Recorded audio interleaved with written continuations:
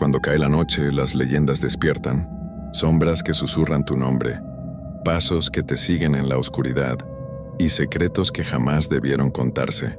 Bienvenido a un lugar donde el miedo es real y las historias no tienen final feliz. Si te atreves a escuchar hasta el final, dale like, suscríbete y acompáñame en cada relato. Hay lugares donde la muerte no es solo un concepto, sino una presencia. Lugares donde el velo entre este mundo y el otro es tan delgado que a veces se rasga. Los cementerios son de esos lugares. No importa cuánto nos digamos que son solo pedazos de tierra con lápidas, que los que están ahí ya no pueden hacernos daño. Hay algo en el silencio de un panteón, en la oscuridad entre las tumbas que nos recuerda que la muerte nunca duerme. Y hay quienes tienen que enfrentar esa realidad todas las noches, quienes trabajan cuidando esos lugares cuando el sol se oculta y la ciudad se va a dormir. Ellos saben cosas que el resto de nosotros preferimos ignorar. Esta es la historia de Arturo, un hombre de 41 años que vivía en Guadalajara, Jalisco, y que aprendió que algunas leyendas no son solo historias para asustar niños. Arturo había trabajado en muchas cosas a lo largo de su vida. Había sido albañil, taxista, vendedor, de todo un poco. Nunca le había ido especialmente bien, pero siempre se las arreglaba para salir adelante. Vivía solo en un departamento pequeño en la zona de Oblatos. Se había separado de su esposa años atrás, y sus hijos ya eran grandes y tenían sus propias vidas. Arturo era un hombre callado, de pocas palabras, que prefería mantenerse ocupado para no pensar demasiado. Cuando le ofrecieron el trabajo de guardia de seguridad en el Panteón de Santa Anita en Tlaquepaque, Arturo no lo dudó mucho. El pago no era gran cosa, pero era un trabajo fijo, con horario nocturno que le pagaban un poco más por ser de noche. Además, pensó, ¿qué tan difícil podía ser? Solo tenía que cuidar que no entraran ladrones a robar las cosas de las tumbas. Nada del otro mundo. El panteón era viejo, de esos que han estado ahí desde hace más de 100 años. Tenía calles empedradas entre las tumbas, árboles antiguos que daban sombra durante el día, y una capilla pequeña en el centro. Durante el día era un lugar tranquilo donde las familias venían a visitar a sus difuntos. Pero de noche era completamente diferente. De noche, el panteón se transformaba en un lugar oscuro, silencioso, donde cada sonido se amplificaba y cada sombra parecía moverse. Arturo empezó a trabajar un lunes de octubre. Su turno era de 10 de la noche a 6 de la mañana. Le dieron un uniforme, una linterna, un silbato y las llaves de la caseta de vigilancia que estaba junto a la entrada principal. El encargado del panteón, don Ramiro, un señor ya mayor que llevaba décadas trabajando ahí, le dio un recorrido rápido durante el día. «Es sencillo», le dijo don Ramiro mientras caminaban entre las tumbas. «Solo tienes que hacer rondines cada 2 horas. Revisas que todo esté en orden, que no haya gente extraña, que no estén vandalizando nada. Si ves algo raro, llamas a la policía, nada más». «¿Pasa mucho que entren a robar?», preguntó Arturo. «De vez en cuando. Buscan las placas de bronce, las flores de las tumbas caras, ese tipo de cosas. Pero no es muy frecuente. Lo que sí». Don Ramiro se detuvo y lo miró serio. «Si escuchas algo raro, no lo investigues. Quédate en la caseta». «¿Algo raro como qué?». Don Ramiro dudó un momento. «Ruidos, voces, ese tipo de cosas. Los panteones viejos son así.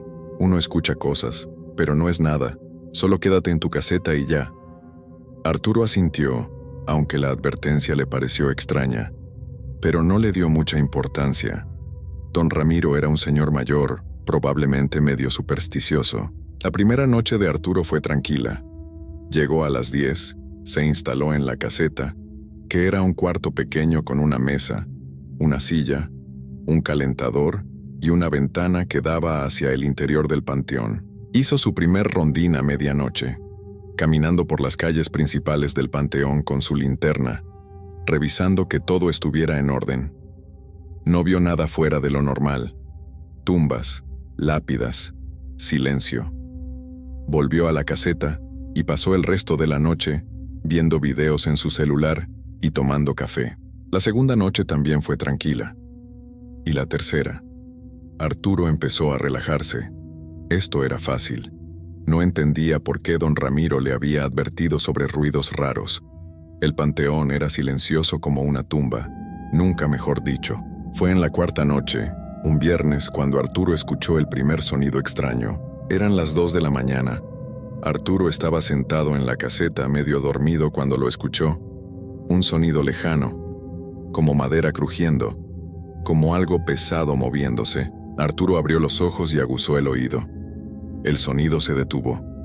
Esperó unos segundos. Nada. Tal vez había sido su imaginación, o tal vez un perro callejero que se había metido al panteón, pero entonces lo volvió a escuchar. Esta vez más claro. Era un chirrido, como ruedas viejas girando sobre piedra, como una carreta. Arturo se levantó y miró por la ventana. El panteón estaba oscuro, iluminado solo por la luna que se filtraba entre las nubes. No vio nada moviéndose. El sonido parecía venir de la parte trasera del panteón, donde estaban las tumbas más viejas. Arturo tomó su linterna y salió de la caseta. Don Ramiro le había dicho que no investigara los ruidos raros, pero Arturo pensó que tal vez realmente era un ladrón con una carretilla tratando de robar algo.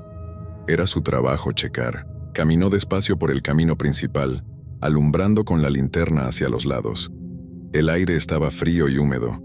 Podía ver su propio aliento. El chirrido continuaba, rítmico, como si alguien empujara una carreta lentamente. Arturo siguió el sonido hasta llegar a la sección vieja del panteón. Ahí las tumbas eran más antiguas, algunas de ellas de principios del siglo pasado. Muchas estaban descuidadas, con las lápidas rotas o cubiertas de musgo. Los árboles eran más grandes ahí, sus ramas formando un techo que bloqueaba la luz de la luna. El chirrido se escuchaba más cerca. Arturo alumbraba con la linterna buscando de dónde venía, y entonces lo vio. Al fondo del camino, moviéndose lentamente entre las tumbas, había algo. Una sombra oscura, grande, con forma de carruaje. Arturo se quedó quieto, entrecerrando los ojos para ver mejor. La figura se movía despacio, avanzando por el camino de tierra entre las lápidas. Conforme se acercaba, Arturo pudo distinguir más detalles. Era una carreta vieja de madera oscura tirada por un caballo. Pero había algo mal en toda la escena. El caballo se movía de forma extraña, cojeando, con movimientos rígidos, y la carreta misma parecía estar medio podrida, con las maderas astilladas y las ruedas irregulares. Arturo sintió un escalofrío. ¿Qué hacía una carreta dentro del panteón a las 2 de la mañana? Dio un paso adelante y gritó: «Oiga, el panteón está cerrado, ¿qué hace aquí?» La carreta se detuvo. Arturo esperó una respuesta, pero no hubo ninguna. El caballo dejó de moverse. Todo quedó en silencio. Arturo caminó hacia la carreta alumbrando con su linterna. Conforme se acercaba, podía ver que la carreta tenía algo adentro. Bultos, como sacos o fardos apilados. «Oiga, le estoy hablando», dijo Arturo, ahora a solo unos metros de distancia. Fue entonces cuando vio al conductor. Había una figura sentada en el pescante de la carreta, con las riendas en las manos. Llevaba un sombrero ancho y ropa oscura. Estaba completamente inmóvil. «Disculpe, señor, pero no puede estar aquí. El panteón está cerrado», insistió Arturo, aunque algo en su interior le decía que debería dar media vuelta y regresar a la caseta. La figura en el pescante giró la cabeza lentamente hacia Arturo, y lo que vio le heló la sangre. No tenía cara, o al menos no tenía una cara normal. Donde debería haber ojos, nariz y boca, solo había sombra. Una oscuridad profunda que parecía absorber la luz de la linterna. Arturo retrocedió tambaleándose. La linterna se le cayó de las manos y rodó por el suelo, iluminando de forma errática. La figura inclinó la cabeza como estudiándolo, y entonces habló. Una voz que sonaba como si viniera de muy lejos, ronca y rasposa. «Sepultura», dijo el cura. Arturo no esperó más. Dio media vuelta y corrió. Corrió entre las tumbas, tropezando con raíces y piedras, sin importarle nada más que alejarse de esa cosa. Detrás de él, escuchó cómo la carreta empezaba a moverse de nuevo. El chirrido de las ruedas, el golpeteo de los cascos del caballo sobre la tierra, y algo más. Voces, gemidos, como si los bultos dentro de la carreta estuvieran vivos, como si estuvieran sufriendo. Arturo llegó a la caseta y se encerró, cerrando la puerta con llave. Se quedó ahí respirando agitadamente, con el corazón latiéndole tan fuerte que sentía que se le iba a salir del pecho. Se asomó por la ventana, esperando ver la carreta acercándose, pero no había nada. El camino estaba vacío. El silencio había regresado. Arturo se dejó caer en la silla temblando. ¿Qué había sido eso? ¿Una alucinación? ¿Había respirado algo tóxico? ¿Estaba enfermo? Pasó el resto de la noche sin salir de la caseta, mirando por la ventana esperando que esa cosa regresara, pero no volvió a ver nada. Cuando finalmente amaneció y llegó el encargado del día, Arturo salió rápidamente. ¿Todo bien?, le preguntó el encargado.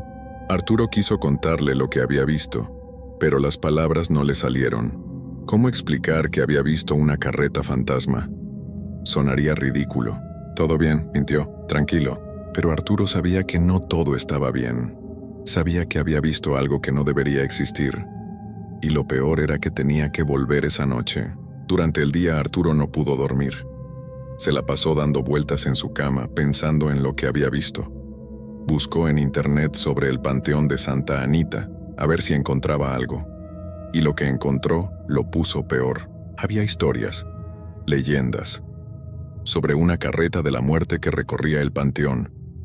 Decían que era de la época de la epidemia de influenza, durante la Revolución Mexicana, que en ese entonces, los sepultureros enterraban a vivos y muertos juntos en fosas comunes para detener la propagación de la enfermedad, que las almas de los que fueron enterrados vivos seguían ahí, sufriendo, pidiendo ayuda, y que cada tanto en ciertas noches la carreta que los llevó al panteón volvía, recogiendo más almas, llevándolas a algún lugar del que no había regreso.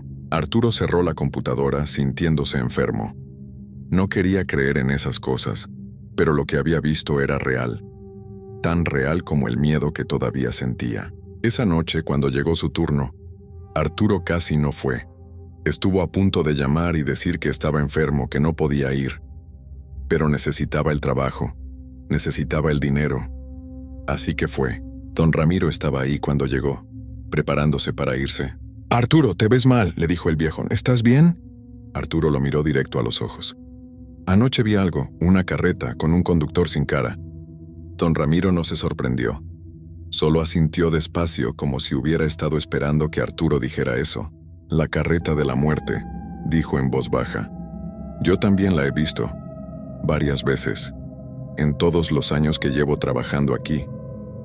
«¿Qué es? ¿De dónde viene?» Don Ramiro se encogió de hombros. «Nadie lo sabe con certeza. Dicen que son las almas de la epidemia, que nunca encontraron paz. La carreta viene a buscarlas, y a veces se lleva a alguien más». «¿Se lleva a alguien más?», repitió Arturo sintiendo cómo se le ponía la piel de gallina. «Por eso te dije que si escuchabas algo raro no salieras.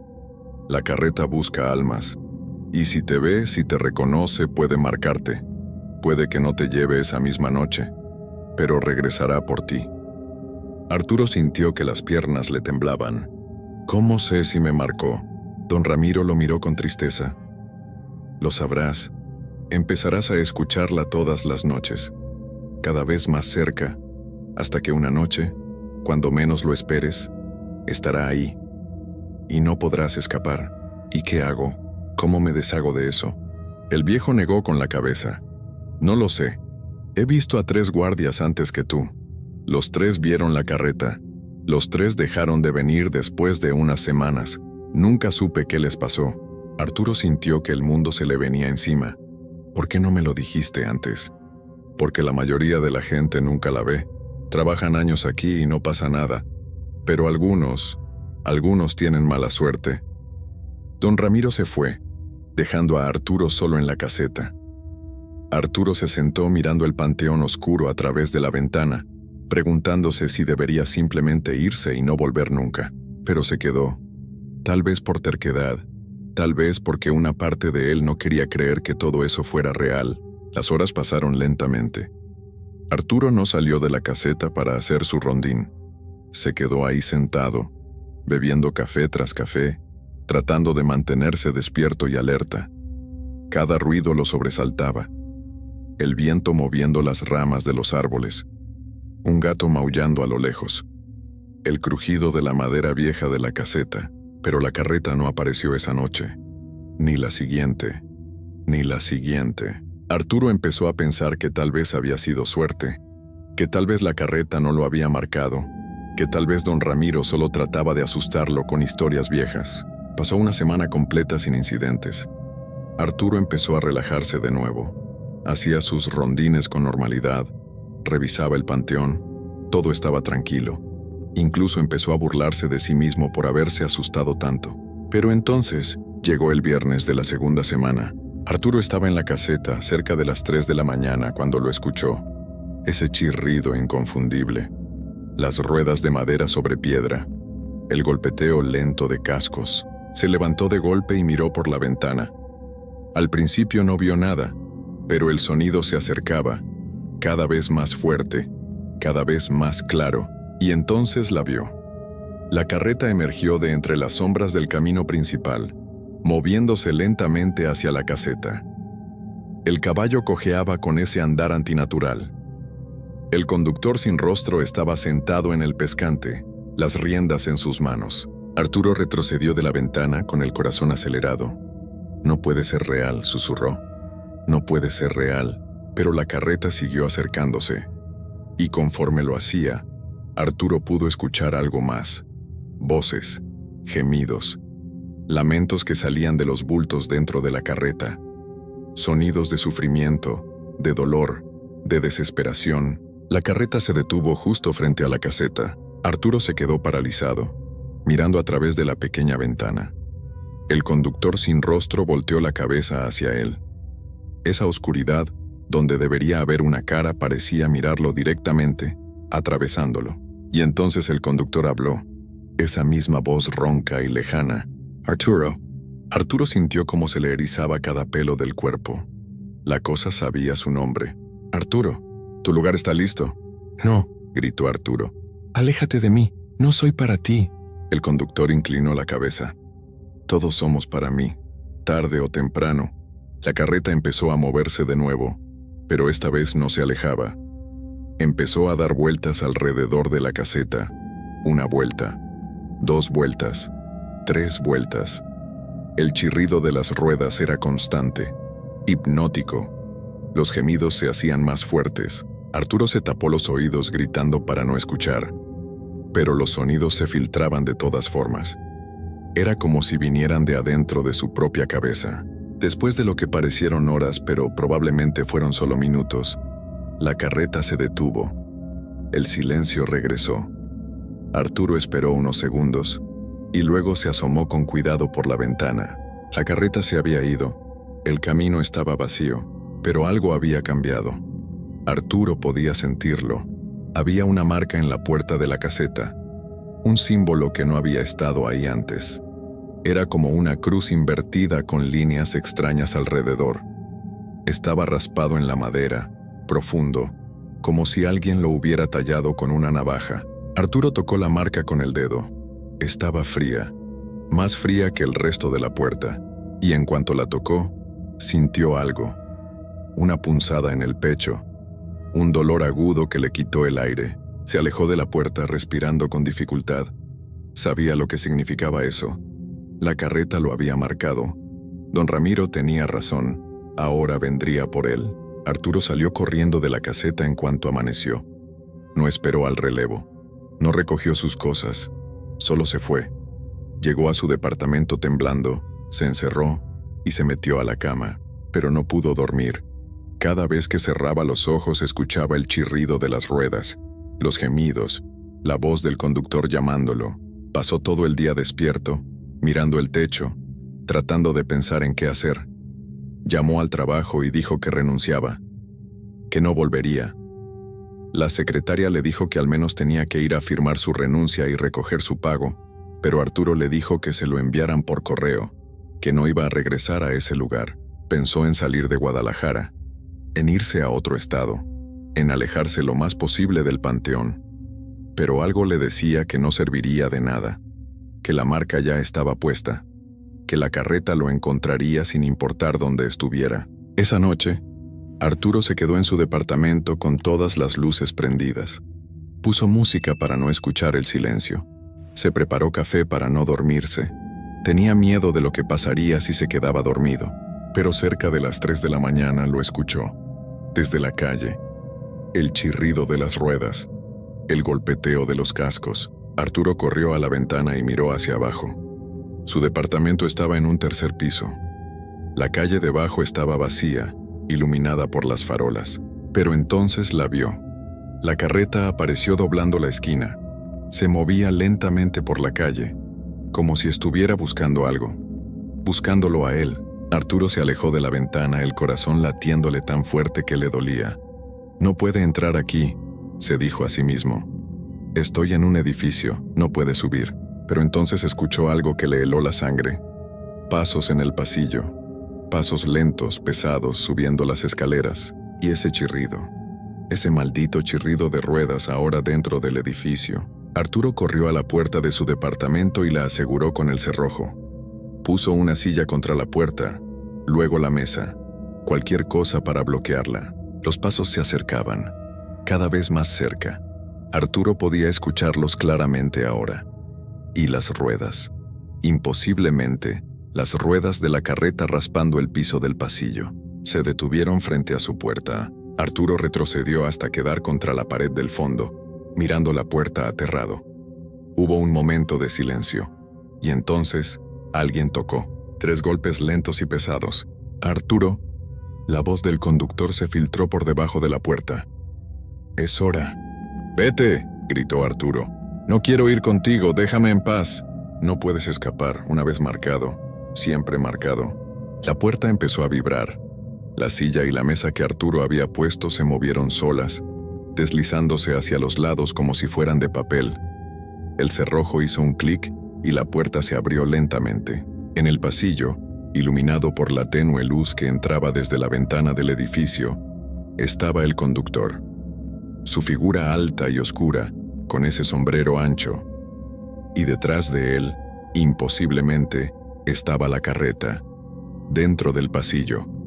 Con el caballo de ojos muertos mirando hacia Arturo, el conductor extendió su mano. Una mano esquelética con la piel gris y estirada sobre los huesos. «Ven, tu lugar te espera». Arturo quiso gritar, quiso correr, pero sus piernas no respondían. Sintió como algo invisible lo jalaba hacia adelante, como si hilos invisibles estuvieran atados a su cuerpo, arrastrándolo hacia la puerta. Dio un paso, luego otro. No podía controlarse. Era como si alguien más estuviera manejando su cuerpo. «No, no, por favor», suplicó Arturo con lágrimas corriendo por sus mejillas. Pero no había piedad en esa cosa. El conductor lo esperaba con la mano extendida, y detrás de él, los bultos en la carreta se movían, como si estuvieran haciendo espacio para uno más. Arturo llegó hasta la puerta. El conductor puso su mano fría sobre el hombro de Arturo. El toque era como hielo quemando su piel. «Bienvenido», susurró la voz, y todo se volvió negro. A la mañana siguiente, los vecinos de Arturo notaron que su puerta estaba abierta. Lo extraño era que nadie había escuchado nada durante la noche. Ni gritos, ni ruidos, nada. Una vecina se asomó con cuidado y llamó. «Arturo, ¿estás bien?» No hubo respuesta. Entró despacio y revisó el departamento. Estaba vacío. Arturo no estaba, pero tampoco se había llevado nada. Su ropa seguía en el closet. Su cartera y celular estaban sobre la mesa. Las luces estaban prendidas. El café todavía estaba caliente en la taza. Era como si Arturo hubiera desaparecido en medio de lo que estaba haciendo. La policía investigó. Hablaron con los vecinos. Revisaron las cámaras de seguridad del edificio. Pero no había nada. Ninguna imagen de Arturo saliendo. Ninguna señal de que alguien hubiera entrado por la fuerza. Simplemente había desaparecido. Su familia lo reportó como desaparecido. Pusieron carteles. Hicieron búsquedas. Pero nunca encontraron nada, ni un rastro, ni una pista. Pasaron las semanas, los meses, y eventualmente la gente dejó de buscar. Arturo se convirtió en otro nombre en la larga lista de personas desaparecidas sin explicación. Pero hay quienes saben la verdad. Don Ramiro la sabe, Y cuando le preguntaron por Arturo, el viejo solo negó con la cabeza y dijo que no sabía nada, que Arturo había renunciado, y eso era todo. Pero en las noches, cuando don Ramiro hacía sus rondas por el panteón, a veces escuchaba la carreta, y cuando la escuchaba, se quedaba muy quieto, muy callado, hasta que pasaba. Y una vez, solo una vez, cuando la carreta pasó cerca de él, don Ramiro creyó escuchar algo, una voz entre los gemidos y lamentos, una voz que sonaba como la de Arturo, pidiendo ayuda, suplicando que lo dejaran salir. Pero don Ramiro no hizo nada, porque sabía que no había nada que hacer. Una vez que la carreta te lleva, no hay regreso. Solo hay oscuridad y sufrimiento, y la espera eterna de almas que nunca encontrarán paz. El Panteón de Santa Anita sigue ahí, abierto durante el día, cerrado por la noche. Ahora tienen un nuevo guardia, un muchacho joven que necesitaba el trabajo. Don Ramiro le advirtió lo mismo que le advirtió a Arturo. Si escuchas algo raro, no lo investigues. Quédate en la caseta. Pero el muchacho no le hizo caso. Porque nunca se hace caso. Porque uno siempre piensa que las leyendas son solo eso. Leyendas. Hasta que las ves con tus propios ojos. Hasta que escuchas el chirrido de las ruedas acercándose en la oscuridad. Hasta que la voz sin rostro susurra tu nombre. Y para entonces ya es demasiado tarde. Porque la carreta de la muerte nunca se detiene. Sigue su ruta, noche tras noche recogiendo las almas marcadas, llevándolas a ese lugar del que nadie regresa. Y si alguna vez en alguna noche oscura, escuchas el sonido de ruedas de madera sobre piedra, si escuchas el golpeteo de cascos de un caballo que no debería estar ahí, si escuchas gemidos y lamentos que parecen venir de otro tiempo, no mires, no investigues. No salgas, porque la carreta está buscando, siempre está buscando, y tal vez, esta vez, te está buscando a ti. Historia 2. Hay decisiones en la vida que parecen simples en el momento, pero que después se convierten en cadenas que nos arrastran hacia lugares de los que no podemos escapar. Hay pactos que hacemos cuando estamos desesperados, cuando el miedo al mañana es tan grande que estamos dispuestos a hacer cualquier cosa por una salida. Pero hay fuerzas en este mundo que no perdonan, que no olvidan, y que siempre vienen a cobrar lo que se les debe. Esta es una de esas historias que nos recuerda que algunos precios son demasiado altos, y que hay cosas peores que la pobreza. Esta es la historia de Pedro, un hombre de 35 años que vivía en un pueblo pequeño del estado de Jalisco, en México. Era un lugar rodeado de campos de maíz y pequeños ranchos, donde la gente trabajaba la tierra desde que salía el sol hasta que se ocultaba. Pedro había nacido y crecido ahí. Conocía cada camino, cada árbol, cada esquina de ese pueblo que para muchos era el mundo entero. Pedro estaba casado con Lucía, una mujer buena y trabajadora que había sido su novia desde la secundaria. Tenían un hijo de 6 años llamado Carlitos, un niño delgado de ojos grandes que adoraba jugar en el patio con sus carritos de juguete. Vivían en una casa modesta de adobe con techo de teja, heredada de los padres de Pedro, en las afueras del pueblo, donde los caminos eran de tierra y las noches eran tan silenciosas que se podía escuchar el canto de los grillos a varios metros de distancia. Pedro trabajaba como jornalero en diferentes ranchos de la zona, haciendo lo que fuera necesario. A veces era sembrar, otras veces cosechar, reparar cercas, cuidar animales. El trabajo era duro, y el pago apenas alcanzaba para comer. Lucía ayudaba vendiendo tamales por las mañanas, levantándose antes del amanecer para preparar la masa y cocinarlos en una olla grande sobre el fogón de leña. Pero nunca era suficiente. Las deudas habían comenzado a acumularse hacía 2 años, cuando Carlitos se había enfermado de neumonía y tuvieron que llevarlo al hospital de la ciudad. Los gastos médicos fueron enormes, mucho más de lo que Pedro y Lucía podían pagar. Tuvieron que pedir prestado a vecinos, a familiares, a un prestamista del pueblo que cobraba intereses tan altos que la deuda parecía crecer cada semana, sin importar cuánto pagaran. Pedro trabajaba doble turno cuando podía. Aceptaba cualquier trabajo que le ofrecieran. pero el dinero se iba tan rápido como llegaba. La comida, la renta, aunque fuera su propia casa, tenían que pagar el predial, la luz, el agua, las medicinas que Carlitos todavía necesitaba. Y encima estaban las deudas que seguían creciendo como una bola de nieve que rueda cuesta abajo. El prestamista, un hombre gordo y de mal carácter llamado Don Erasmo, venía cada 15 días a cobrar. Siempre llegaba en su camioneta blanca, tocando el claxon afuera de la casa de Pedro hasta que alguien salía. Las conversaciones siempre terminaban igual, con Don Erasmo amenazando con quedarse con la casa si no le pagaban pronto. «Ya van 3 meses que no me dan lo completo», les había dicho la última vez, mirando a Pedro con esos ojos pequeños y fríos. «Les doy un mes más. Si para entonces no me pagan todo lo que deben, me quedo con esta casa. Y no quiero excusas». Pedro había asentido en silencio, sintiendo cómo el estómago se le retorcía de angustia. Debían una cantidad que parecía imposible de reunir. 50,000 pesos. Para alguien como él, que ganaba 150 pesos al día cuando había trabajo, era una fortuna inalcanzable. Esa noche, Pedro no pudo dormir. Se quedó acostado en la cama mirando el techo de madera oscura, escuchando la respiración tranquila de Lucía a su lado.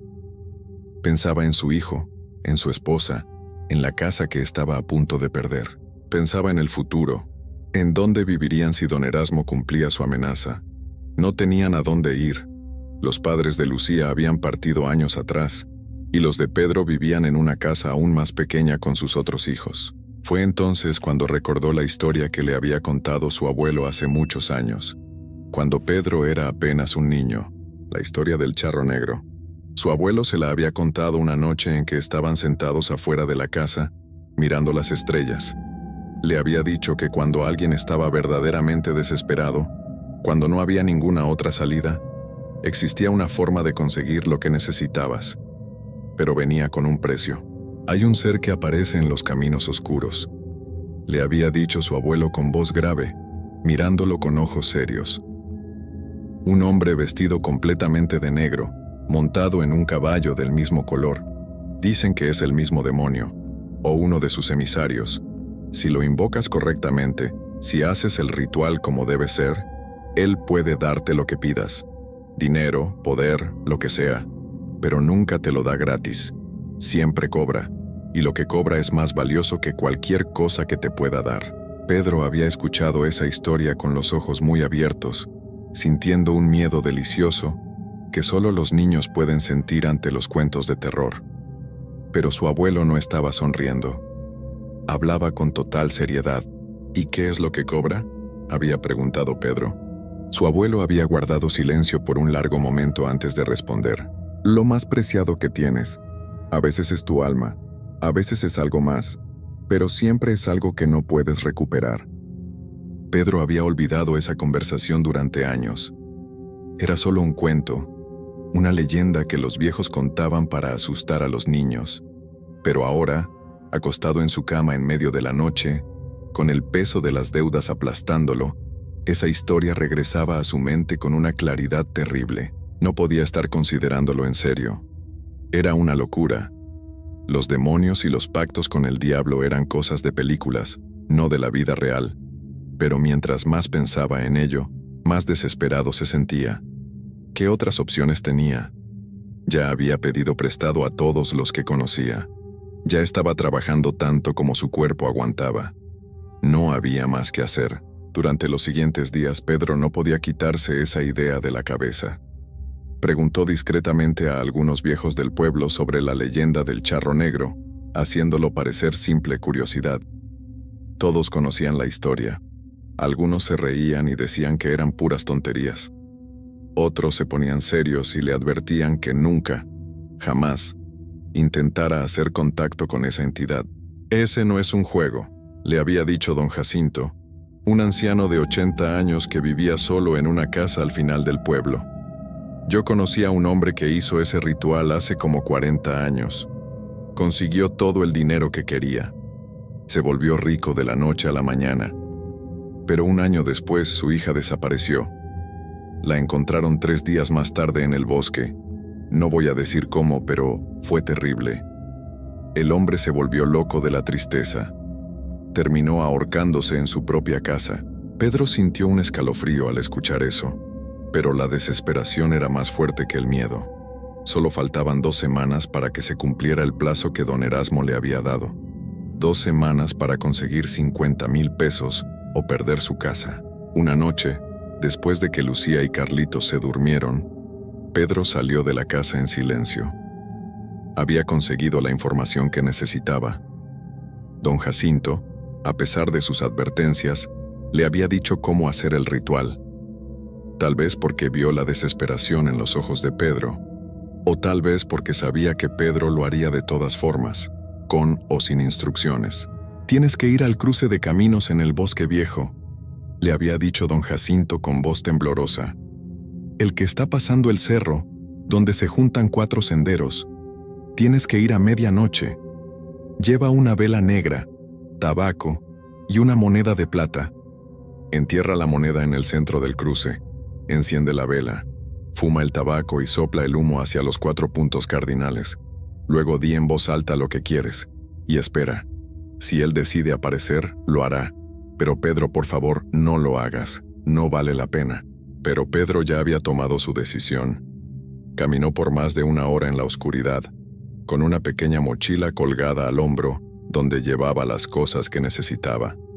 La vela negra la había conseguido en una tienda de artículos esotéricos en la ciudad, inventando una excusa sobre un trabajo escolar de su hijo. El tabaco lo había comprado en la tienda del pueblo, y la moneda de plata era una vieja moneda de 5 pesos que había heredado de su abuela. El Bosque Viejo estaba en lo alto del cerro, un lugar al que nadie iba de noche. Los árboles eran antiguos y retorcidos, con ramas que se entrelazaban formando un techo natural que bloqueaba la luz de la luna. Pedro tuvo que usar su linterna para no tropezar con las raíces que sobresalían del suelo como dedos nudosos. Finalmente llegó al cruce de caminos. Era exactamente como don Jacinto lo había descrito. 4 senderos que se encontraban en un pequeño claro, formando una cruz perfecta. El suelo estaba cubierto de hojas secas, y la única luz venía de su linterna, que proyectaba sombras largas y temblorosas en los troncos de los árboles. Pedro miró su reloj. Faltaban 5 minutos para la medianoche. El corazón le latía tan fuerte que podía sentir el pulso en sus sienes. Parte de él quería dar la vuelta y regresar a casa, olvidarse de esta locura. Pero la imagen de don Erasmo llegando a quitarle su casa, la imagen de Lucía y Carlitos en la calle sin un lugar donde vivir, lo mantuvo ahí parado. Cuando el reloj marcó las 12, Pedro apagó la linterna. La oscuridad lo envolvió por completo. No podía ver ni su propia mano frente a su rostro. Respiró hondo, tratando de calmarse, y comenzó el ritual tal como don Jacinto se lo había explicado. Primero, se arrodilló en el centro del cruce y comenzó a cavar con sus propias manos. La tierra estaba húmeda y fría, y se le metía debajo de las uñas. Cavó un hoyo pequeño, apenas lo suficiente para enterrar la moneda de plata. La colocó en el fondo y la cubrió con tierra, presionando firmemente. Luego sacó la vela negra de su mochila. Sus manos temblaban tanto que le costó trabajo encender el fósforo. La primera cerilla se apagó con el viento, la segunda también. En la tercera, finalmente logró prender la vela. La llama era pequeña y parpadeaba, luchando contra el viento que soplaba entre los árboles. Pedro sacó el cigarrillo de tabaco y lo encendió con la llama de la vela. Dio una calada profunda, sintiendo cómo el humo áspero le quemaba la garganta. Luego se puso de pie y sopló el humo hacia el norte. Dio un cuarto de vuelta y sopló hacia el este. Otro cuarto de vuelta hacia el sur, y finalmente hacia el oeste. El viento había dejado de soplar. Todo estaba completamente quieto, como si el bosque entero estuviera conteniendo la respiración. Pedro tragó saliva. Su boca estaba seca y su lengua se sentía torpe. Pero habló, con voz temblorosa pero clara. «Necesito dinero», dijo hacia la oscuridad. «Necesito 50,000 pesos para pagar mis deudas y salvar mi casa. Por favor, si alguien puede escucharme, ayúdeme. Haré lo que sea necesario». Silencio. Pedro esperó, con la vela en una mano y el cigarrillo en la otra. Los segundos se convertían en minutos. No pasaba nada, solo la oscuridad y el silencio absoluto del bosque. Comenzó a sentirse ridículo. Estaba ahí parado en medio de la nada, hablándole a la oscuridad como un loco. ¿En qué estaba pensando? Los demonios no existen. Esto era solo una pérdida de tiempo, una desesperación patética que lo había llevado a hacer una tontería. Estaba a punto de apagar la vela y regresar a casa cuando escuchó algo. Era el sonido de cascos de caballo, lejanos al principio, apenas audibles, pero acercándose. Paso a paso, lento y constante. Pedro sintió que el estómago se le congelaba. Miró hacia los caminos que se extendían frente a él, tratando de ver algo en la oscuridad, pero no había nada. El sonido se acercaba más. Ahora podía escuchar también el crujir del cuero como el de una montura. Y algo más, algo que le heló la sangre. Una respiración profunda y pesada, no de un caballo, sino de algo mucho más grande. Entonces lo vio. Primero fueron solo 2 puntos rojos en la distancia, brillando como brasas en la oscuridad. Luego, a medida que se acercaban, Pedro pudo distinguir la forma. Un caballo enorme, completamente negro, tan oscuro que parecía absorber la luz de la vela. Y sobre él, un jinete. El charro negro. Vestía de negro de pies a cabeza. Un traje de charro perfectamente elaborado, con bordados plateados que brillaban débilmente. Un sombrero ancho que ocultaba la parte superior de su rostro. Pero Pedro podía ver su boca, una línea delgada que no sonreía ni fruncía el ceño. Y sus manos que sostenían las riendas con guantes negros de cuero. El caballo se detuvo justo en el borde del claro, a apenas unos metros de Pedro. Desde tan cerca, Pedro pudo ver que los ojos rojos no eran del caballo, sino del jinete. Brillaban con una luz propia, como 2 carbones encendidos en medio de la oscuridad. Pedro quiso correr. Cada instinto en su cuerpo le gritaba que huyera, que saliera de ahí lo más rápido posible, pero sus piernas no le respondían. Estaba paralizado, con la vela temblando en su mano. «¿Has llamado?», dijo el charro negro. Su voz era profunda y resonaba de una manera extraña, como si viniera de todas direcciones a la vez. No sonaba enojada ni amable. Era completamente neutra, sin ninguna emoción. Pedro intentó hablar, pero solo salió un sonido ahogado. Tuvo que aclararse la garganta 2 veces antes de poder formar palabras. Yo necesito ayuda», logró decir finalmente. «Necesito dinero para pagar mis deudas». El charro negro no se movió. Solo permaneció montado en su caballo, mirando a Pedro con esos ojos rojos que parecían ver a través de él. 50,000 pesos, dijo el charro, no como una pregunta, sino como una afirmación. Para salvar tu casa, para proteger a tu familia. Sí, respondió Pedro asintiendo desesperadamente. Haré lo que sea, trabajaré, pagaré lo que sea necesario. No quiero tu trabajo, dijo el charro negro. No quiero tu dinero. Esas cosas no tienen valor para mí. Pedro sintió cómo el terror se apoderaba de él. Entonces, ¿qué quiere? El charro negro inclinó ligeramente la cabeza, como si estuviera considerando la pregunta. Luego habló. 1 año, dijo. Te doy 1 año de prosperidad. El dinero que necesitas aparecerá. Tus deudas se resolverán. Tu familia no pasará hambre. 1 año completo. ¿Y después?, preguntó Pedro, aunque parte de él no quería saber la respuesta. Después vendré a cobrar lo que es mío. ¿Qué es lo que va a cobrar? El charro negro no respondió directamente. En cambio, dijo algo que hizo que la sangre de Pedro se convirtiera en hielo. Lo que más amas, eso es lo que vale 1 año de tu vida sin preocupaciones. Pedro pensó en Lucía, en Carlitos, en su casa. No podía hacer esto.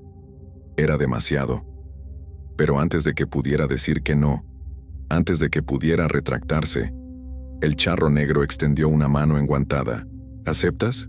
Y Pedro, con el peso de todas sus deudas aplastándolo, con la imagen de su familia en la calle, con la desesperación nublando su juicio, asintió. «Acepto», susurró.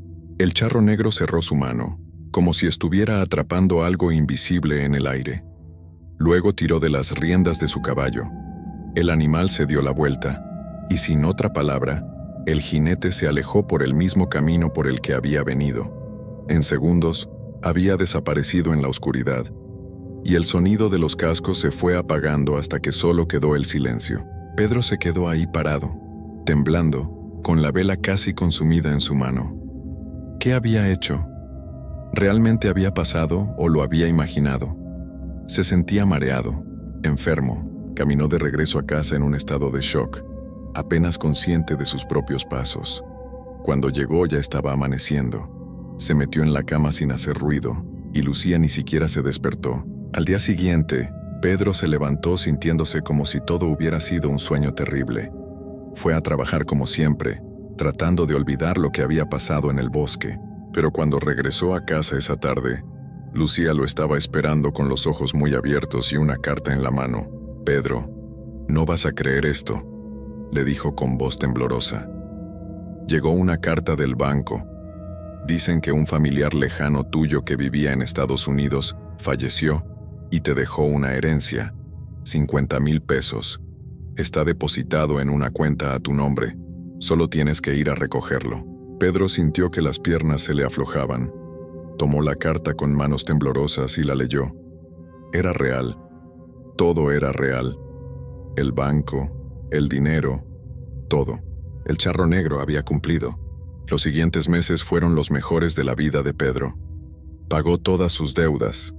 Don Erasmo se fue con su dinero y nunca volvió a molestarlo.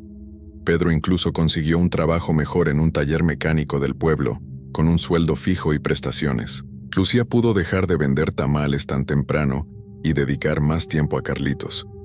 Compraron ropa nueva, arreglaron la casa, incluso pudieron llevar a Carlitos a un parque de diversiones en la ciudad. Pedro casi había olvidado el precio del pacto. Casi se había convencido de que todo había sido una coincidencia, que la herencia era real y no tenía nada que ver con aquella noche en el bosque. Pero conforme pasaban los meses, una sensación de inquietud comenzaba a crecer en su pecho, sobre todo cuando veía a Carlitos jugar, cuando el niño se reía y corría por el patio. Pedro lo miraba y sentía un miedo inexplicable. Un año pasó rápido, demasiado rápido. Fue Carlitos quien comenzó a notar algo extraño primero. Una noche, 2 semanas antes de que se cumpliera exactamente un año del pacto, el niño bajó las escaleras llorando. «Mami, hay un señor afuera de mi ventana», dijo sollozando, aferrándose a Lucía. Pedro y Lucía subieron corriendo a la habitación del niño y revisaron por la ventana. No había nadie, solo la oscuridad del patio y los campos más allá. «Fue solo un sueño, mi amor», le dijo Lucía abrazándolo, pero Carlitos insistía. No era un sueño, estaba ahí. Un señor con sombrero grande y ojos rojos. Me estaba mirando. Pedro sintió que el corazón se le detenía. No podía ser. La siguiente noche Carlitos volvió a verlo. Y la siguiente. Cada noche el niño bajaba llorando, diciendo que el señor del sombrero estaba ahí, mirándolo desde afuera. A veces estaba junto a la ventana, otras veces estaba parado en el patio, pero siempre estaba ahí, siempre mirando. Pedro comenzó a hacer guardia por las noches, sentado en una silla en la habitación de Carlitos, vigilando la ventana. Pero él nunca veía nada, solo la oscuridad. Era como si el charro negro solo se mostrara al niño. Lucía comenzó a preocuparse seriamente. Llevaron a Carlitos con un doctor, pensando que tal vez tenía pesadillas por algún problema médico. Pero el doctor dijo que el niño estaba perfectamente sano. Tal vez es solo estrés, sugirió el doctor. Los niños a veces tienen imaginaciones muy activas. Pero Pedro sabía la verdad. Sabía exactamente qué era lo que Carlitos estaba viendo. Y sabía por qué. El charro negro había venido a cobrar. La noche en que se cumplía exactamente un año del pacto, Pedro no durmió en absoluto. Se quedó sentado en la sala, con todas las luces encendidas, rezando oraciones que apenas recordaba de su infancia. Lucía estaba dormida, pero Carlitos se había quedado en la cama de sus padres porque tenía mucho miedo. A las 3 de la mañana, Pedro escuchó un ruido que le heló la sangre. Era el sonido de cascos de caballo, acercándose por el camino de tierra frente a su casa. Se levantó de un salto y corrió hacia la habitación. Carlitos no estaba en la cama. «¡Carlitos!», gritó despertando a Lucía. Buscaron por toda la casa, el baño, la cocina, el patio. Nada. El niño había desaparecido. Fue Lucía quien lo encontró. Gritó de una manera que Pedro nunca había escuchado antes. Un grito desgarrado que no sonaba humano. Pedro corrió hacia la habitación de Carlitos. El niño estaba ahí, acostado en su cama. Se veía como si estuviera dormido, con las manos cruzadas sobre el pecho y los ojos cerrados. Pero su piel estaba pálida, demasiado pálida, y no se movía. No respiraba. Pedro lo tomó en brazos, sacudiéndolo, gritando su nombre, pero Carlitos no respondía. Su cuerpo estaba frío, tan frío como si hubiera estado afuera toda la noche. Llegó la ambulancia, llegó la policía, pero todos dijeron lo mismo. El niño había partido durante la noche. No había señales de violencia, no había nada que explicara qué había pasado. Los doctores dijeron que tal vez fue un problema del corazón que nadie había detectado. Algo congénito que simplemente falló. Pero Pedro sabía la verdad. Al día siguiente, mientras preparaban el funeral, Pedro salió solo al patio trasero. Ahí, junto a la ventana de la habitación de Carlitos, encontró marcas en la tierra, huellas de cascos de caballo, y junto a ellas, la marca de botas, como si alguien se hubiera bajado del caballo y hubiera caminado hasta la ventana. Pedro cayó de rodillas y lloró como nunca en su vida había llorado, no solo por la pérdida de su hijo, sino porque sabía que esto era su culpa. Él había hecho el pacto, él había aceptado, y el charro negro había cobrado exactamente lo que dijo que cobraría, lo que más amaba. Los meses que siguieron fueron un infierno para Pedro y Lucía. Su matrimonio se derrumbó bajo el peso del dolor. Lucía no entendía por qué había pasado. Pedro no podía decirle la verdad. Sabía que nunca le creería, que pensaría que había perdido la razón. Pedro comenzó a beber, tratando de ahogar el dolor y la culpa. Perdió su trabajo en el taller. El dinero que había conseguido con el pacto se fue gastando poco a poco. Un año después de la partida de Carlitos, Pedro y Lucía estaban otra vez llenos de deudas, peor que antes. Pero ahora Pedro no tenía nada por qué luchar. Había vendido lo más preciado que tenía por un año de falsa prosperidad. Y ahora no le quedaba nada más que el vacío y el recuerdo de los ojos rojos mirando desde la oscuridad. Algunas noches, cuando está solo y borracho, Pedro jura que puede escuchar el sonido de cascos de caballo pasando frente a su casa, y se pregunta si algún día el charro negro regresará por él también, para terminar lo que empezó aquella noche en el bosque. Porque hay pactos que nunca terminan realmente. Hay deudas que se pagan con más que dinero. Y hay sombras que una vez invitadas, nunca se van del todo.